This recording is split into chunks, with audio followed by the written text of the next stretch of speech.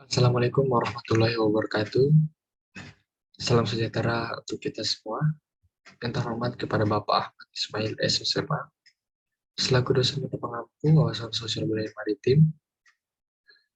Terima kasih kepada Bapak yang telah memberikan bahan materi perkuliahan pada hari ini. Baik, pada kesempatan kali ini, perkenalkan, saya Iksan Walid Ardani dengan NIM D101 211039 dari Teknik Perencanaan Wilayah dan Kota kelas A. Pada kesempatan kali ini, saya akan mereview materi tugas tentang sejarah dan kebudayaan suku Bajo.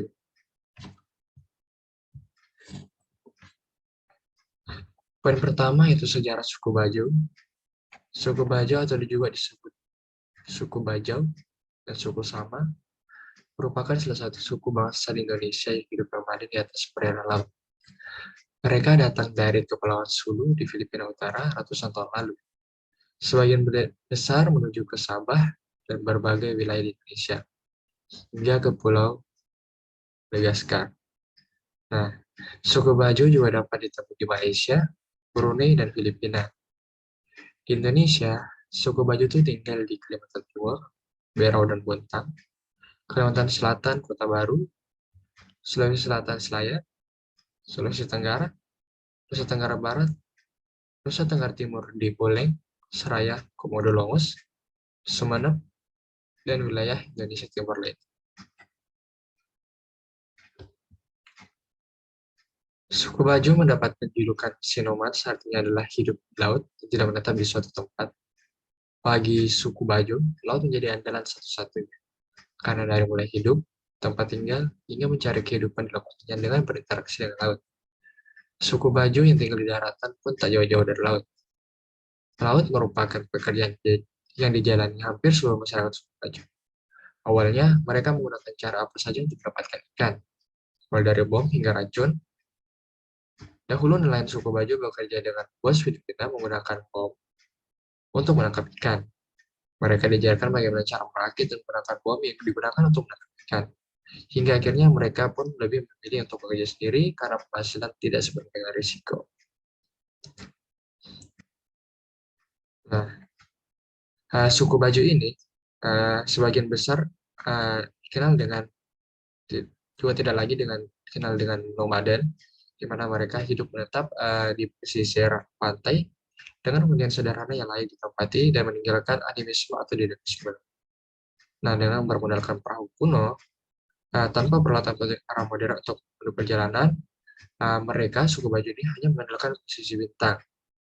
Keunggulan suku Bajo adalah perenang hebat. Mereka mampu bertahan di kedalaman hingga 60 meter selama 13 menit tanpa alat bantu apapun. Suku Bajo merupakan seorang penjajah laut dan perenang yang hebat. Mereka adalah manusia ikan dari Indonesia. Nah, hasil penelitian itu menyebutkan limpa orang-orang suku Bajo ternyata lebih besar 50% dibanding dari manusia biasa. Nah, kalian suku Bajo ini merupakan bentuk dari terjadinya mutasi gen akibat seleksi alam. Orang Bajo ini berprofesi sebagai nelayan, karena mereka sebagai penjelajah itu terjadi secara turun-menurun. Nah, sejak kecil anak-anak suku Bajo sudah diajarkan teknik memancing dan menyelam oleh orang tuanya. Mereka menyelam, mencari ikan, gurita, atau makhluk dalam air lainnya. Jadi tidak heran jika keahlian menyelam mereka luar biasa, seperti yang kita bisa lihat pada layar. Anak-anak dibiarkan untuk mengeksplor kehidupan laut.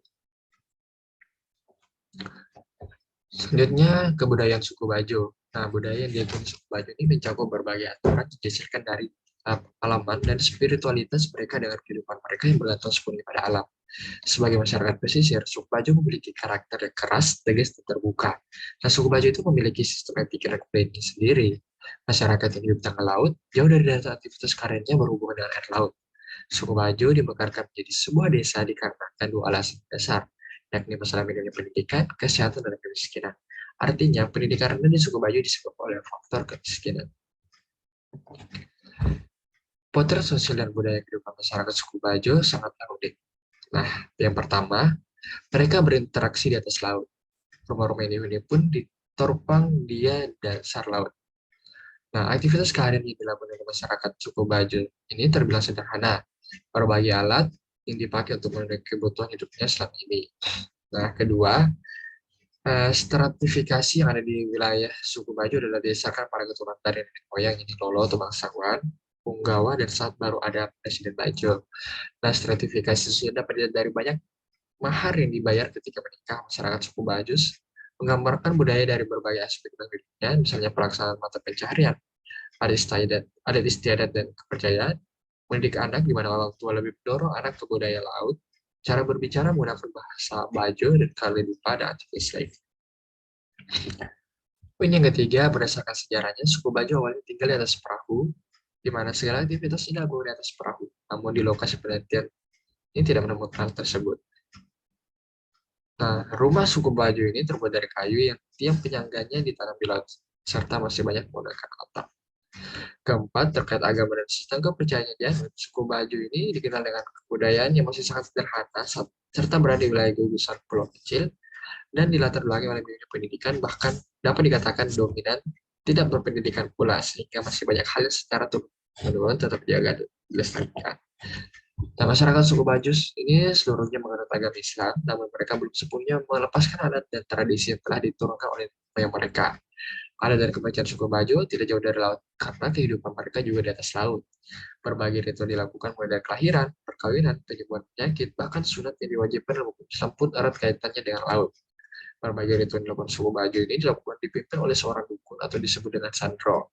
Semua sistem etika dan budaya yang melekat pada masyarakat suku Bajo terbukti membuat masyarakat Bajo mampu bertahan hidup selaras dengan kawasan pesisir dan lautan yang menjadi keberlangsungan hidupnya hingga saat ini. Budaya yang diwariskan secara turun-menurun dalam masyarakat Bajo ini terus dilakukan. Poin yang kelima dan yang terakhir adalah masyarakat suku Bajo ini tidak lepas dari kehidupan air. Mereka tinggal, mencari makan, dan bekerja di laut. Masyarakat Bajo ini menggunakan perahu untuk semua kegiatan.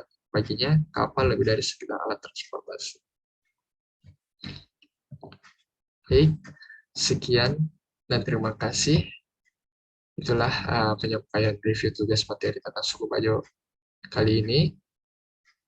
Atas perhatiannya, saya ucapkan terima kasih. Wassalamualaikum warahmatullahi wabarakatuh.